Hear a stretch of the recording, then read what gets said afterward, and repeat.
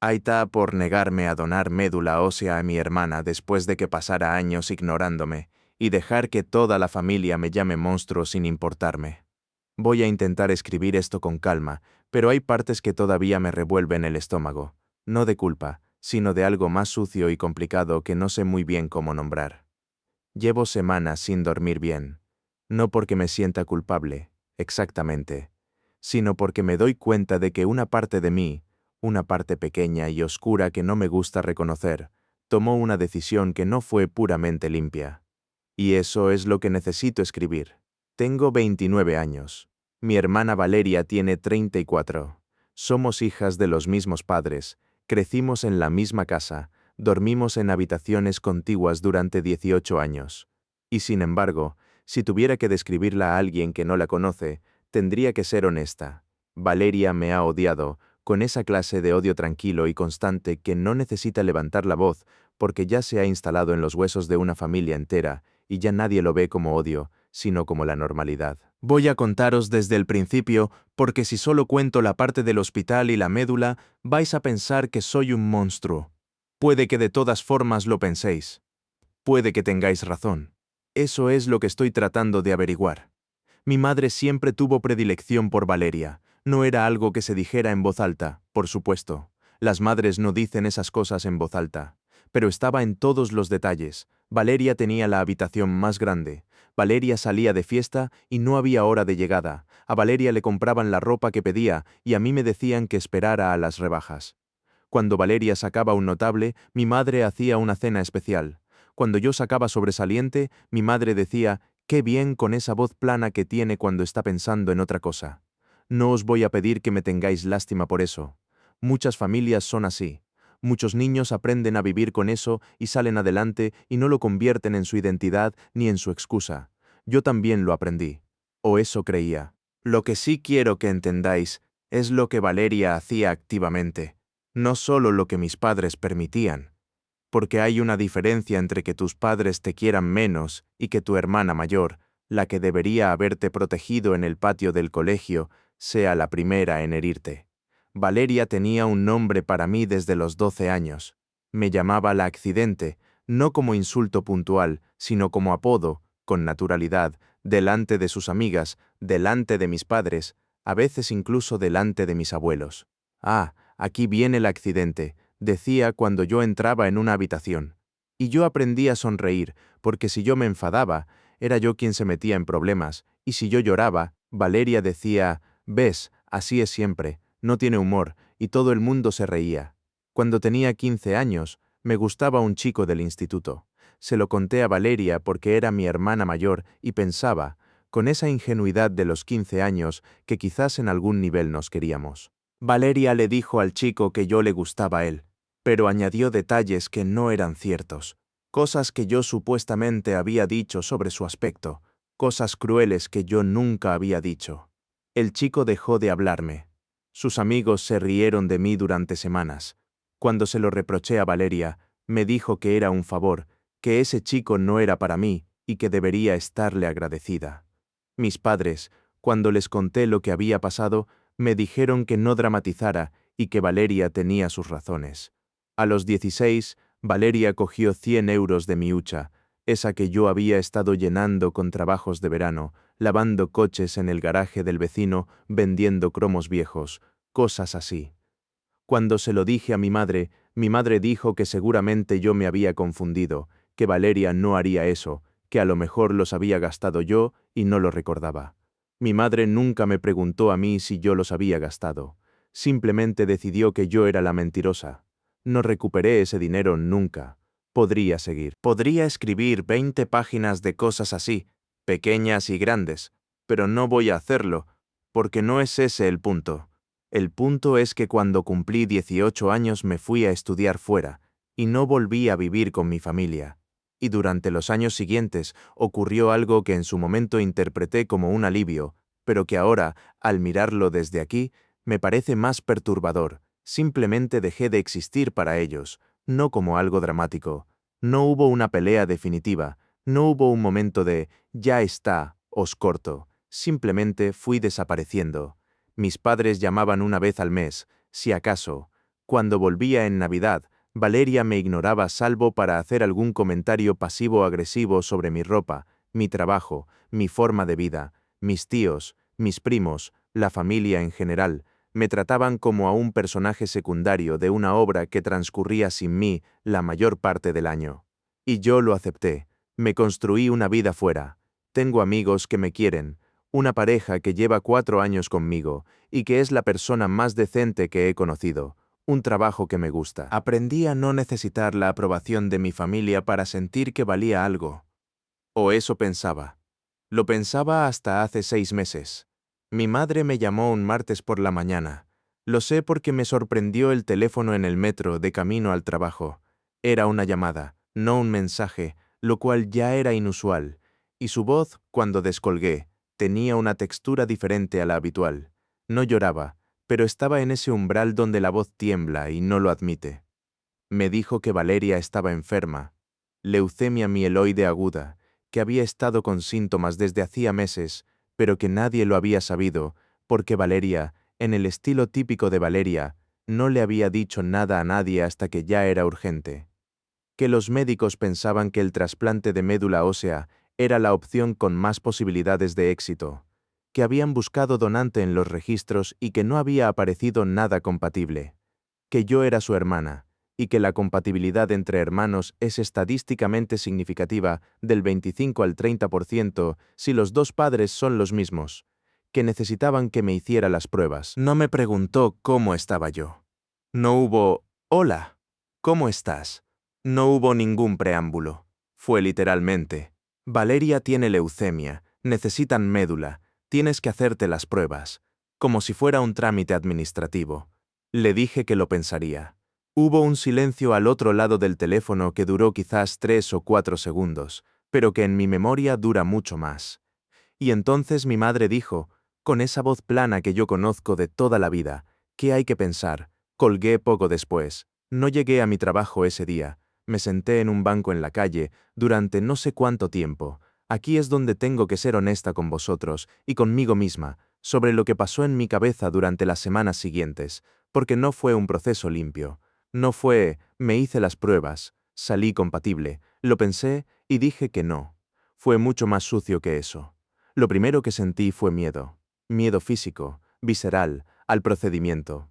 El trasplante de médula tiene sus riesgos, los anestésicos, la recuperación, el dolor. Eso es real, y es legítimo, y nadie tiene la obligación de someter su cuerpo a un procedimiento médico invasivo si no quiere. Eso lo sé, lo sabía entonces. Pero también sé, y esto es lo que no me deja dormir bien, que el miedo físico no era lo único. Había otra cosa debajo. Algo que no quería mirar directamente porque si lo miraba tenía que nombrarlo. Satisfacción. Una parte de mí sentía algo parecido a la satisfacción de que, por primera vez en 30 años, yo tenía el poder. Valeria necesitaba algo que solo yo podía darle. Mis padres necesitaban algo que dependía de mi decisión. Toda esa familia que me había ignorado, que había elegido a Valeria en cada bifurcación, que me había tratado como un personaje secundario, ahora me necesitaba, y esa parte de mí, esa parte pequeña y oscura que ya os mencioné al principio, saboreó eso. No me enorgullezco de ello, no lo estoy contando para que me absolvéis, os lo cuento porque si no lo cuento, el resto de la historia no tiene el contexto que necesita. Me hice las pruebas, salí compatible. No perfectamente, no en todos los marcadores, pero suficientemente. Los médicos dijeron que era una compatibilidad aceptable para proceder. Me lo comunicaron con esa eficiencia clínica de los hospitales públicos, con papeles y formularios y explicaciones sobre el procedimiento de extracción, las posibilidades de complicaciones, el proceso de recuperación. Todo muy profesional, todo muy ordenado. Me dieron tiempo para decidir. Durante ese tiempo recibí una llamada de mi padre, luego de mi tía Marga, que es la hermana de mi madre y que siempre ha sido la portavoz no oficial de la familia en los momentos de crisis. Luego de una prima con la que no he hablado en 4 años. Todas las llamadas tenían la misma estructura. Empezaban con un tono de normalidad fingida. ¿Cómo estás? ¿Cuánto tiempo? Y en menos de 2 minutos llegaban al mismo punto. Ya sabes lo de Valeria.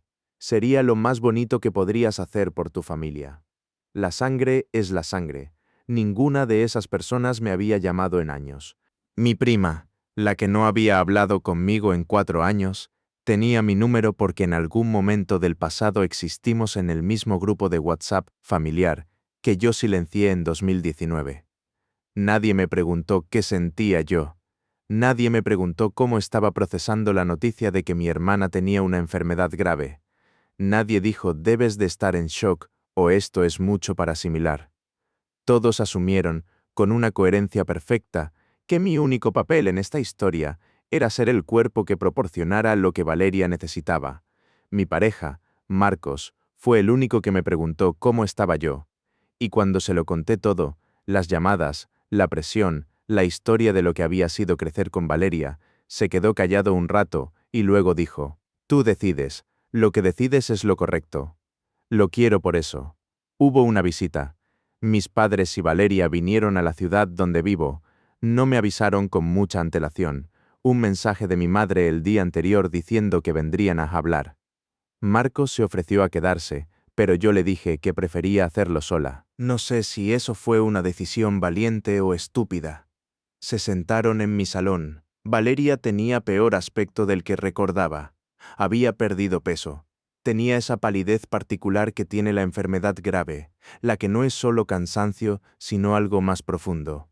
Una parte de mí quiso sentir compasión pura e inmediata, y la sentí de verdad. No os voy a mentir. Ver a tu hermana enferma, aunque sea la hermana que te ha hecho daño, produce algo en el pecho que no tiene nombre exacto. Pero también recordé que Valeria no me había llamado ella, que en todas esas semanas de diagnóstico, de búsqueda de donante, de pruebas, Valeria no me había marcado un número, no me había mandado un mensaje, que había sido mi madre quien me llamó, y que en esa primera llamada Valeria no había pedido que le pasara el teléfono, no había dicho deja que hable con ella. Eso también lo sentí, sentado ahí. Mi madre habló la mayor parte del tiempo. Explicó el estado médico con más detalle del que ya tenía, las fases del tratamiento, los porcentajes, lo que significaría un trasplante exitoso frente a lo que significaría que no lo hubiera. Mi padre miraba sus manos. Valeria miraba un punto de mi pared, por encima de mi cabeza, como si el cuadro que tengo ahí fuera lo más interesante del mundo. Y entonces mi madre dijo, sabemos que tenéis vuestras diferencias. Vuestras diferencias. 30 años de historia reducidos a eso. Vuestras diferencias, como si fuéramos dos personas que no están de acuerdo sobre a qué temperatura poner el aire acondicionado. Le dije que no eran diferencias. Le dije, con una calma que yo misma me sorprendí de tener, que Valeria me había hecho daño de maneras específicas durante toda nuestra infancia y adolescencia, que en ningún momento había pedido perdón, que la familia entera había participado activamente, o por omisión, y que en los años, en que yo me había construido una vida fuera, nadie había hecho el menor esfuerzo por mantener una relación real conmigo. Mi padre levantó la vista de sus manos. Mi madre dijo, esto no es el momento para esas cosas. Y Valeria, que había estado mirando el cuadro todo el rato, dijo, con su voz de siempre, esa voz que no ha cambiado desde que teníamos 12 y 13 años. Sabía que ibas a hacer esto. No, lo siento, no tienes razón en estar enfadada.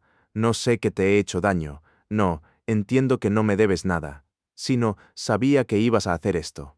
Como si mi negativa a entregarle mi cuerpo, sin una sola palabra de reconocimiento, fuera exactamente el comportamiento que ella esperaba de mí, el comportamiento mezquino de la hermana pequeña, que siempre ha sido un problema, y aquí es donde la historia se pone fea de verdad, no en el sentido dramático, en el sentido de que lo que pasó dentro de mí en ese momento no fue heroico ni limpio, porque una parte de mí quería que ella me lo pidiera. Quería que dijera te necesito, o lo siento, o cualquier cosa que reconociera que yo era una persona real, no un banco de órganos con patas. Y otra parte de mí, esa otra parte oscura y honesta, quería que no lo pidiera, para tener la razón plena, la razón sin matices, para poder decir que no sin ninguna sombra de duda, y ella no lo pidió. Se quedaron en mi salón durante 40 minutos más. Mi madre lloró. Mi padre dijo que la familia tiene que estar unida en los momentos difíciles. Valeria no dijo casi nada más, seguía mirando el cuadro, con esa expresión que conozco de toda la vida y que no es exactamente indiferencia, sino algo peor, Algo que dice, ya sabía yo que eras así. Cuando se fueron, me senté en el suelo de la cocina durante un buen rato. Marcos volvió más tarde, y me encontró así y se sentó conmigo en el suelo sin decir nada, que es exactamente lo que necesitaba. Les dije que no. No se lo dije en persona. Les mandé un mensaje a mis padres diciéndoles que había tomado mi decisión y que no iba a donar. No di muchas explicaciones, no hice una declaración. Solo dije que no, lo que vino después fue lo que esperaba y también fue peor de lo que esperaba. Mi madre me llamó 12 veces en 2 días. No cogí las primeras 4 o 5. Cuando finalmente cogí, ella habló durante 20 minutos sin dejarme meter casi nada. Me dijo que era egoísta, que era cruel, que cómo podía hacer eso a mi propia sangre, que si Valeria moría yo tendría que vivir con eso para siempre, que una persona normal no podía negarse a salvar la vida de su hermana, que algo tenía que estar muy mal en mí para poder hacer esto. Algo tiene que estar muy mal en ti, mi propia madre. Mi tía Marga me mandó un audio de WhatsApp de 8 minutos. Lo escuché una vez y no lo volví a abrir. Decía cosas parecidas a mi madre, pero con más creatividad en los adjetivos. La prima que no había hablado conmigo en 4 años me mandó un mensaje diciendo que esperaba que pudiera dormir por las noches. 2 personas, solo 2, no dijeron nada. Un tío mío por parte de padre, que siempre ha sido el más callado de todos, me mandó un mensaje que decía solo entiendo que esto es difícil. Cuídate. Y una amiga de la infancia que se había enterado no sé cómo me llamó para preguntarme cómo estaba yo, sin preguntarme nada sobre la decisión. Los guardo a los 2. Valeria está buscando donante en los registros internacionales. No sé más. Mi madre ha dejado de llamarme, lo cual no sé si interpretar como que ha aceptado la situación o como que está demasiado concentrada en Valeria para tener energía de sobra para odiarme. Probablemente lo segundo. No sé si Valeria va a encontrar donante. No sé si va a sobrevivir. Eso me produce algo en el pecho que no es culpa, exactamente, pero que tampoco es la indiferencia que me gustaría tener. Es algo más parecido a la tristeza de una historia que nunca tuvo la posibilidad de ser diferente. La tristeza de 2 personas que nacieron en la misma familia y que, por razones que las dos construyeron y que ninguna de las dos eligió del todo, acabaron siendo esto. Aquí está la parte que necesito que entendáis. La parte que no me deja dormir bien, no de culpa, sino de algo más honesto. Mi decisión fue correcta. Nadie tiene la obligación de someter su cuerpo a un procedimiento médico invasivo. Nadie tiene la obligación de donarse a sí mismo, literalmente, a alguien que le ha hecho daño de forma consistente y que no ha mostrado el menor reconocimiento de ese daño. Eso es cierto, lo seguirá siendo, y al mismo tiempo, soy lo suficientemente honesta para admitir que una parte de mi decisión no fue solo miedo al procedimiento o límites saludables o autoprotección legítima. Una parte de mi decisión fue el placer oscuro de tener, por primera vez, el poder de decir que no. El placer de que ellos me necesitaran y yo no dárselo. El placer de que toda esa familia que me había tratado como un personaje secundario de su historia tuviera que contar conmigo para algo que importaba de verdad. Y no sé qué hacer con eso. No sé si eso me convierte en una mala persona. No sé si la motivación contamina la decisión cuando la decisión sería correcta independientemente de la motivación. No sé si soy alguien que tomó la decisión correcta por las razones equivocadas o alguien que tomó la decisión correcta y encima tiene el lujo de la honestidad. Lo que sí sé es que cuando me llaman monstruo, una parte de mí piensa que sí, que hay algo monstruoso en haber saboreado ese momento, por pequeño que fuera, y otra parte piensa que lo que hicieron ellos durante 30 años también tiene un nombre, y que si nadie los llama monstruos por eso, entonces quizás monstruo es solo la palabra que usamos para la persona que finalmente dice que no. No sé lo que soy. Eso es lo más honesto que puedo decir. Sé que no voy a cambiar mi decisión. Sé que si encontraran un donante compatible y Valeria sobreviviera, yo no sentiría alivio puro, sino algo mezclado y difícil que tampoco sabría nombrar del todo. Sé que si no lo encontraran y Valeria no sobreviviera, viviría con eso de una manera que tampoco sería culpa limpia, sino algo más complicado y más pesado. Sé que Marcos me quiere y que eso importa más de lo que me importaba hace unos años. Sé que hay noches en que me despierto a las 3 de la mañana y pienso en Valeria de pequeña, antes de que fuera la persona que podía hacérselo, cuando éramos solo dos niñas en habitaciones contiguas. Pienso en eso y no sé qué hacer con ello. Sé que escribir esto no me ha dado la claridad que esperaba.